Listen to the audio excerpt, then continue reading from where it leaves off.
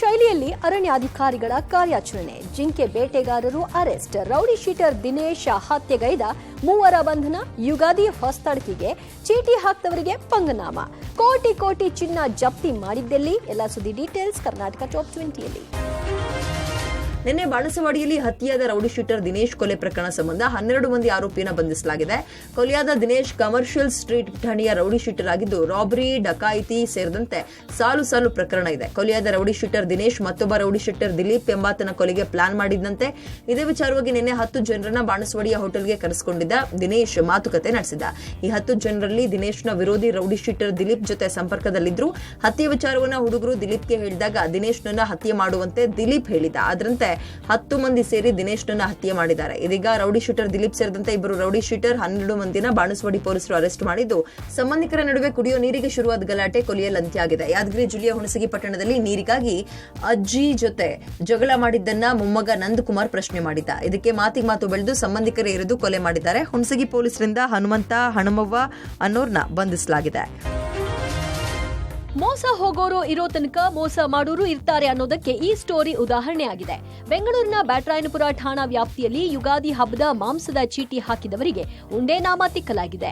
ಒಬ್ಬೊಬ್ಬರಿಂದಲೂ 4 ರಿಂದ 5 ಸಾವಿರ ಹಣ ಪಡೆದು ರಾತ್ರೋರಾತ್ರಿ ಪುಟ್ಟಸ್ವಾಮಿ ಎಂಬಾತ ಮನೆ ಖಾಲಿ ಮಾಡಿಕೊಂಡು ಹೋಗಿದ್ದಾರೆ. ಪುಟ್ಟಸ್ವಾಮಿ ಮನೆ ಮುಂದೆ ಜಮಾಯಿಸಿದ ಮೋಸ ಹೋದವರು ಹಿಡಿಶಾಪ ಹಾಕಿದ್ರು. ಕಳೆದ 2 ವರ್ಷಗಳಿಂದ ಯುಗಾದಿ ಚೀಟಿ ನಡೆಸ್ತಾ ಇದ್ದ ಪುಟ್ಟಸ್ವಾಮಿ ಈ ಬಾರಿ ಅಧಿಕ ಸಂಖ್ಯೆಯಲ್ಲಿ ಜನರಿಂದ ಚೀಟಿ ಹಾಕಿಸಿಕೊಂಡು ಕೋಟ್ಯಾಂತರ ರೂಪಾಯಿ ಗುಳುಂ ಮಾಡಿದ್ದಾರೆ. ಯುಗಾದಿ ಹಬ್ಬ ಹತ್ತಿರ ಬಂದಂತೆ ಪುಟ್ಟಸ್ವಾಮಿ ಹಣ ಸಮೇತ ಎಸ್ಕೇಪ್ ಆಗಿದ್ದು, ಇವರನ್ನ ನಂಬಿ ಚೀಟಿ ಹಾಕಿದ ಜನರು ದಿಕ್ಕು ತೋಚದಂತಾಗಿದ್ದಾರೆ. ಯುಗಾದಿ ಹಬ್ಬ ಬಂದಾಗ 1 ಕೆಜಿ 2 ಕೆಜಿ ಮಟನ್ ತಗೊಳಕ್ಕಾಗಲ್ಲ, ರೇಷನ್ ತಗೊಳಕ್ಕಾಗಲ್ಲ. ಅವಾಗ 400 ರೂಪಾಯಿ ಕೂಡಿಟ್ರೆ ಒಂದು ವರ್ಷಕ್ಕೆ ನಮಗೆ ರೇಷನ್ ಬರ್ತದೆ, ಮಟನ್ ಬರ್ತದೆ, ಎಲ್ಲರ ಥರ ನಾವು ಹಬ್ಬ ಮಾಡ್ಬೇಕಲ್ಲ. ಅದಕ್ಕೋಸ್ಕರ ಪಾಪ ಒಮ್ಮೆ ಹೇಳೋದು ಸರಿ ಇದೆಯಲ್ವ ಅಂದ್ಕೊಂಡೆ. ನಿಮಗೆ ಎಷ್ಟು ವರ್ಷದಿಂದ ಆಗ್ತೀನಿ? 2 ವರ್ಷದಿಂದ ಆಗ್ತೀನಿ. ಹೋದ ವರ್ಷ ಕೊಟ್ಟರು, ಕೆಲವರು 4 ವರ್ಷದಿಂದ ಕೊಡ್ತಾ ಇದೀವಿ ಅಣ್ಣ. ಆಮೇಲೆ ಮೋಸ ಮಾಡ್ದಲ್ಲ ಅಂತ ಸ್ವಂತ ಮನೆ ಸರ್ ಅವ್ರದ್ದು, ಹಂಗಾಗಿ ನಾವು ಕೊಟ್ಟಿದ್ದೀವಿ ಅಂತ. ಅಕ್ರಮವಾಗಿ ಕಂಟೈನರ್ಗಳಲ್ಲಿ ಸಾಗಾಟ ಮಾಡ್ತಾ ಇದ್ದ ಕಚ್ಚಾ ಪಾನ್ ಮಸಾಲಾ ಪದಾರ್ಥಗಳನ್ನು ಬೀದರ್ನಲ್ಲಿ ಜಪ್ತಿ ಮಾಡಲಾಗಿದೆ. ಹುಲಸೂರು ಅಂಬೇವಾಡಿ ಚೆಕ್ಪೋಸ್ಟ್ನಲ್ಲಿ ಬೀದರ್ ಪೊಲೀಸರು ಸೀಸ್ ಮಾಡಿದ್ದಾರೆ. ಪಾನ್ ಮಸಾಲಾ ತಯಾರಿಕೆಗೆ ಬಳಸುವ ಅಡಿಕೆ ಚೂರು, ಕೆಮಿಕಲ್ ಮತ್ತು ಅಡಿಕೆ ಪೌಡರ್, ತಂಬಾಕು ಪದಾರ್ಥವನ್ನು ಜಪ್ತಿ ಮಾಡಿದ್ದಾರೆ. 59 ಲಕ್ಷಕ್ಕೂ ಅಧಿಕ ಮೌಲ್ಯದ ಒಟ್ಟು 3250 ಕೆಜಿ ಕಚ್ಚಾ ಪದಾರ್ಥಗಳು, 3 ವಾಹನಗಳ ಜಪ್ತಿ ಮಾಡಿದ್ದಾರೆ. 3 ಆರೋಪಿಗಳನ್ನು ಬೀದರ್ ಪೊಲೀಸರು ವಶಕ್ಕೆ ಪಡೆದಿದ್ದಾರೆ. ಇನ್ನು ಚಿತ್ರದುರ್ಗದಲ್ಲಿ ದಾಖಲೆ ಇಲ್ಲದೆ ಸಂಗ್ರಹ ಮಾಡ್ತಾ ಇದ್ದ 3.55 ಕೋಟಿ ರೂಪಾಯಿ ಮೌಲ್ಯದ ಚಿನ್ನವನ್ನ ಜಪ್ತಿ ಮಾಡಲಾಗಿದೆ. ಹಿರಿಯೂರು ಪಟ್ಟಣದಲ್ಲಿ ಖಚಿತ ಮಾಹಿತಿ ಮೇರೆಗೆ ಹಿರಿಯೂರು ನಗರ ಠಾಣೆಯ ಪೊಲೀಸರು ಕಾರ್ಯಾಚರಣೆ ನಡೆಸಿ 5 ಕೆಜಿ 250 ಗ್ರಾಂ ಚಿನ್ನಾಭರಣವನ್ನು ವಶಕ್ಕೆ ಪಡೆದಿದ್ದಾರೆ. ಈ ಚಿನ್ನವು ದಾವಣಗೆರೆಯ ವರ್ಧಮಾನ್ ಜ್ಯುವೆಲರಿಗೆ ಸೇರಿದ್ದು ಎಂಬ ಮಾಹಿತಿ ಸಿಕ್ಕಿದೆ. ಇನ್ನು ಬೆಂಗಳೂರಿನ 4 ಲೋಕಸಭಾ ಕ್ಷೇತ್ರದಲ್ಲಿ ಚುನಾವಣಾಧಿಕಾರಿಗಳು ಭರ್ಜರಿ ಕಾರ್ಯಾಚರಣೆ ನಡೆಸಿ ನಿನ್ನೆ ಒಂದೇ ದಿನ 42 ಲಕ್ಷ ನಗದು ಹಾಗೂ 2.59 ಲಕ್ಷ ಮೌಲ್ಯದ ಮದ್ಯ, 1.13 ಲಕ್ಷ ಮೌಲ್ಯದ 37 ಕೆಜಿ ಡ್ರಗ್ಸ್ ಅನ್ನು ವಶಕ್ಕೆ ಪಡೆಯಲಾಗಿದೆ. ಬೆಂಗಳೂರಿನಲ್ಲಿ ಜಲಕ್ಷಾಮ ಎದುರಾಗಿದೆ. ನೀರಿನ ಅಭಾವದಿಂದ ನಗರದ ಏರಿಯಾ ತತ್ತರಿಸಿ ಹೋಗ್ತಾ ಇದೆ. ಹೀಗಾಗಿ ಬೆಂಗಳೂರಿನ ಬೀದಿಗಳಲ್ಲಿ ಜಲಮಂಡಳಿ ಅನೌನ್ಸ್ಮೆಂಟ್ ಮಾಡ್ತಾ ಇದ್ದು, ಮಲ್ಲೇಶ್ವರಂನ ಪ್ರತಿ ಏರಿಯಾದಲ್ಲೂ ಕುಡಿಯೋ ನೀರನ್ನ ಅನ್ಯ ಬಳಕೆಗೆ ಬಳಸಬಾರದು, ನೀರನ್ನ ಮರುಬಳಕೆ ಮಾಡಿ STP ಅಳವಡಿಸಿಕೊಳ್ಳಿ, ಜಲಮಂಡಳಿ ನಿಯಮಗಳನ್ನ ಉಲ್ಲಂಘನೆ ಮಾಡಿದ್ರೆ 5,000 ದಂಡ ಕಟ್ಟಬೇಕಾಗುತ್ತೆ ಅಂತ ಕಾರಿನಲ್ಲಿ ಮೈಕ್ ಮೂಲಕ ಅನೌನ್ಸ್ಮೆಂಟ್ ಮಾಡ್ತಿದ್ದಾರೆ. ನೀರಿನ ಅಭಾವದ ಹಿನ್ನೆಲೆ ಏರಿಯೇಟರ್ ಸಾಧನ ಅಳವಡಿಕೆಗೆ ಮಾರ್ಚ್ 31 ಕೊನೆ ದಿನಾಂಕ. ಇನ್ನು ಬೆಂಗಳೂರಿನಲ್ಲಿ ಕಾವೇರಿ ನೀರು ಯಾವಾಗ ನಿಮ್ಮ ಏರಿಯಾದಲ್ಲಿ ಬರುತ್ತೆ ಅನ್ನೋದನ್ನ ಜನರಿಗೆ ತಿಳಿಸೋಕೆ ಜಲಮಂಡಳಿ ಆರ್ಟಿಫಿಷಿಯಲ್ ಇಂಟೆಲಿಜೆನ್ಸ್ ತಂತ್ರಜ್ಞಾನ ಅಳವಡಿಸೋಕೆ ಮುಂದಾಗಿದ್ದು, ಸಾರ್ವಜನಿಕರು ಕಾಲ್ ಅಥವಾ ಮೆಸೇಜ್ ಮಾಡೋ ಮೂಲಕ ಮಾಹಿತಿ ತಿಳಿದುಕೋಬಹುದು. ಇದಕ್ಕಾಗಿ ಜಲಮಂಡಳಿ ಆಪ್ ಅಥವಾ ಟೋಲ್ ಫ್ರೀ ನಂಬರ್ ಪರಿಚಯಿಸೋಕೆ ಮುಂದಾಗಿದ್ದು, ಆಪ್ ಮೂಲಕ ಮಾಹಿತಿ ಅಥವಾ ಮೆಸೇಜ್ ಮೂಲಕ ಮಾಹಿತಿ ಪಡೆದು ನೀರು ಬರೋ ಸಮಯವನ್ನ ತಿಳಿದುಕೋಬಹುದು. ಕರ್ನಾಟಕ ರಾಜ್ಯ ರಸ್ತೆ ಸಾರಿಗೆ ನಿಗಮ KSRTC ತನ್ನ ನೌಕರರಿಗೆ ಗುಡ್ ನ್ಯೂಸ್ ಕೊಟ್ಟಿದೆ. ಇತ್ತೀಚಿನ ದಿನಗಳಲ್ಲಿ ಹೆಚ್ಚುತ್ತಿರುವ ರಸ್ತೆ ಅಪಘಾತಗಳನ್ನು ತಪ್ಪಿಸುವ ಉದ್ದೇಶದಿಂದ ನೌಕರರಿಗೆ ಡಬಲ್ ಡ್ಯೂಟಿಯಿಂದ ಮುಕ್ತಿ ನೀಡಲಾಗಿದೆ. ಇಂದಿನಿಂದಲೇ ರಾತ್ರಿ ಮತ್ತು ದೂರ ಪ್ರಯಾಣದಲ್ಲಿ ವಿಶ್ರಾಂತಿ ಕಡ್ಡಾಯಗೊಳಿಸಿ ಆದೇಶ ಹೊರಡಿಸಿದೆ. ಅಲ್ಲದೆ ಕೆಲಸದ ಅವಧಿಯಲ್ಲಿ ದಿನದಲ್ಲಿ 8 ಗಂಟೆ, ವಾರದಲ್ಲಿ 48 ಗಂಟೆ ಮೀರದಂತೆ ಸೂಚಿಸಿದೆ.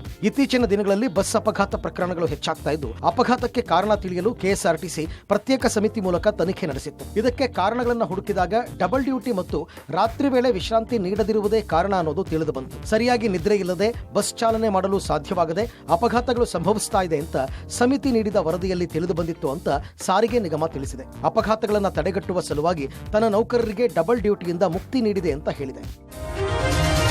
ರಾಮೇಶ್ವರಂ ಕೆಫೆ ಬಾಂಬ್ ಬ್ಲಾಸ್ಟ್ ಪ್ರಕರಣದಲ್ಲಿ ಮತ್ತಿಬ್ಬರನ್ನ ಎನ್ಐಎ ವಶಕ್ಕೆ ಪಡೆದಿದೆ. ಶಂಕಿತರ ಜೊತೆ ಸಂಪರ್ಕ ಹೊಂದಿರುವ ಶಂಕೆಯ ಮೇರೆಗೆ ವಶಕ್ಕೆ ಪಡೆದು ವಿಚಾರಣೆ ನಡೆಸ್ತಾ ಇದೆ. ಪ್ರಕರಣಕ್ಕೆ ಸಂಬಂಧಪಟ್ಟಂತೆ ಮಂಗಳವಾರ ರಾಜ್ಯದ ಹಲವೆಡೆ ಎನ್ಐಎ ಕಾರ್ಯಾಚರಣೆ ಕೈಗೊಂಡಿತ್ತು. ಈ ವೇಳೆ ಇಬ್ಬರನ್ನ ವಶಕ್ಕೆ ಪಡೆದು ವಿಚಾರಣೆ ನಡೆಸ್ತಾ ಇದೆ. ರಾಮೇಶ್ವರಂ ಕೆಫೆ ಸ್ಫೋಟ ಹಾಗೂ ಹಳೆ ಪ್ರಕರಣಗಳ ನಡುವೆ ಸಾಮ್ಯತೆ ಇರಬಹುದು ಎನ್ನಲಾಗಿದೆ. ಹೀಗಾಗಿ ಹಳೆ ಪ್ರಕರಣಗಳಲ್ಲಿ ಭಾಗಿಯಾದ ಹಲವರ ಮೇಲೆ ಎನ್ಐಎ ನಿಗಾ ವಹಿಸಿದೆ. ಈಗಾಗಲೇ ಜೈಲಿನಲ್ಲಿರುವ ಹಲವರನ್ನ ವಿಚಾರಣೆ ನಡೆಸಿದೆ. ತಲೆಮರೆಸಿಕೊಂಡಿರುವವರ ಪತ್ತೆಗೆ ಬಲೆ ಬೀಸಿದೆ. ಶಂಕಿತರಿಗೆ ಪ್ರತ್ಯಕ್ಷವಾಗಿ ಪರೋಕ್ಷವಾಗಿ ನೆರವು ನೀಡಿದವರ ಮೇಲೆ ಎನ್ಐಎ ಕಣ್ಣಿಟ್ಟಿದೆ. ಮೊಬೈಲ್ ಕರೆಗಳು, ವಾಟ್ಸ್ಆಪ್ ಚಾಟಿಂಗ್ ಸೇರಿದಂತೆ ಹಲವು ವಿಚಾರಗಳ ಬಗ್ಗೆ ಪರಿಶೀಲನೆ ನಡೆಸ್ತಾ ಇದೆ. ಇನ್ನು ಶಿವಮೊಗ್ಗದ ಮುಸಾವೀರ್ ಬಗ್ಗೆ ಗಾಂಜಾ ಕೇಸ್ನಲ್ಲಿ ಬಂಧಿತನಾಗಿದ್ದ ಆರೋಪಿಯೋರ್ವ ಬಾಯಿ ಬಿಟ್ಟಿದ್ದ. ಶಿವಮೊಗ್ಗದ ಜೈಲಿನಲ್ಲಿರುವ ಗಾಂಜಾ ಆರೋಪಿ ಸಿಸಿಟಿವಿ ದೃಶ್ಯ ನೋಡಿ ಪೊಲೀಸರಿಗೆ ಮುಸಾವೀರ್ ಬಗ್ಗೆ ಇಂಚಿಂಚು ಮಾಹಿತಿ ನೀಡಿದ್ದ.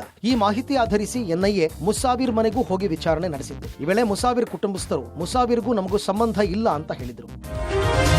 ಬೆಂಗಳೂರು ಮೈಸೂರು ಹೆದ್ದಾರಿಯ ಟೋಲ್ ದರ ಏಪ್ರಿಲ್ 1ರಿಂದ ಹೆಚ್ಚಳವಾಗಲಿದೆ. ರಾಷ್ಟ್ರೀಯ ಹೆದ್ದಾರಿ ಪ್ರಾಧಿಕಾರವು ನಿಡಘಟ್ಟ, ಕಣಮಣಿಕೆ ಹಾಗೂ ಶೇಷಗಿರಿಹಳ್ಳಿ ಟೋಲ್ ಪ್ಲಾಜಾವರೆಗಿನ 56 ಕಿಲೋಮೀಟರ್ ಉದ್ದದ ಹೆದ್ದಾರಿಗೆ ಈ ಪರಿಷ್ಕೃತ ದರ ಅನ್ವಯವಾಗಲಿದೆ. 1 ವರ್ಷದ ಅವಧಿಯಲ್ಲಿ ಹೆದ್ದಾರಿ ಟೋಲ್ 2 ಸಲ ಪರಿಷ್ಕರಣೆ ಆಗಿದೆ. ಟ್ರಕ್, ಬಸ್ಗಳ ಒಂದೇ ಪ್ರಯಾಣಕ್ಕೆ 15 ರೂಪಾಯಿ ಹೆಚ್ಚಳ ಮಾಡಲಾಗಿದೆ. ಕಾರುಗಳಿಗೆ 10 ರೂಪಾಯಿ ಹೆಚ್ಚಳ ಮಾಡಲಾಗಿದೆ. ಕಳೆದ ಏಪ್ರಿಲ್ನಲ್ಲಿ ಪ್ರಾಧಿಕಾರ ಟೋಲ್ ಹೆಚ್ಚಳ ಮಾಡಿತ್ತು. ವಾಹನ ಸವಾರರು ವ್ಯಾಪಕ ಆಕ್ರೋಶ ವ್ಯಕ್ತಪಡಿಸಿದರು. ಈ ಹಿನ್ನೆಲೆಯಲ್ಲಿ ದರ ಹೆಚ್ಚಿಸುವ ನಿರ್ಧಾರ ಕೈಬಿಡಲಾಗಿತ್ತು. ಇನ್ನು ಪ್ರತಿ ಹಣಕಾಸು ವರ್ಷಕ್ಕೆ ಎಲ್ಲಾ ರಾಷ್ಟ್ರೀಯ ಹೆದ್ದಾರಿಗಳ ಟೋಲ್ ಶುಲ್ಕ ಪರಿಷ್ಕರಿಸಲಾಗುತ್ತಿದೆ. ಅದೇ ರೀತಿ ಬೆಂಗಳೂರು ಮೈಸೂರು ಹೆದ್ದಾರಿಯಲ್ಲೂ ಪರಿಷ್ಕರಣೆ ಮಾಡಲಾಗಿದೆ ಅಂತ ರಾಷ್ಟ್ರೀಯ ಹೆದ್ದಾರಿ ಪ್ರಾಧಿಕಾರ ತಿಳಿಸಿದೆ.